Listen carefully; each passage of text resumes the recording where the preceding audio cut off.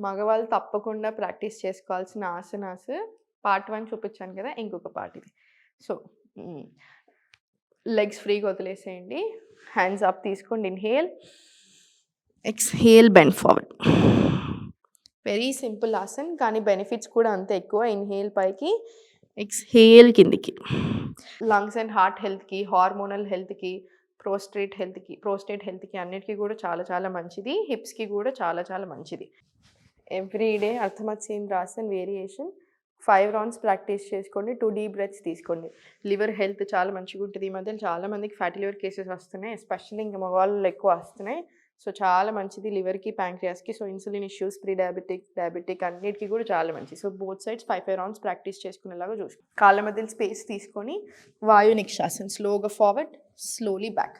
పొట్ట మీద ప్రెషర్ పడుతుంది కదా! సో, అబ్డామినల్ ఆర్గన్స్‌కి ఫ్లో చాలా బావుంటుంది. అగైన్ పెల్విక్‌కి ఫ్లో చాలా మంచిగా ఉంటుంది.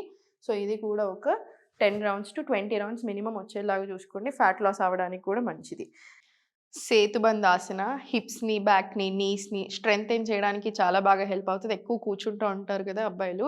సో, హార్ట్ హెల్త్ ఇంప్రూవ్ అవ్వడానికి చాలా మంచిది. హార్ట్ అటాక్స్ చాలా ఎక్కువగా వస్తూ ఉంటాయి అగైన్ మగవాళ్ళలో.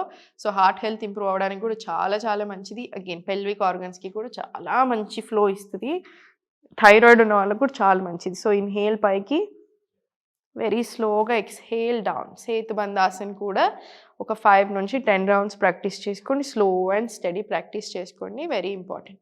కంపల్సరీ అనులోమ్, విలోమ్, ప్రాణాయామం వచ్చేలాగా చూడండి. ప్రతి ఒక్కళ్ళం ప్రాక్టీస్ చేసుకోవచ్చు. బీపీ, షుగరు, థైరాయిడ్, టాక్సిన్స్ ఇంకా ప్రతీది సెల్స్‌కి అన్నిటికి చాలా చాలా మంచిది. సో, ఎవ్రీ డే ఒక 10-20 rounds of Anulom, Vilom breathing technique వచ్చేలాగా చూసుకోండి.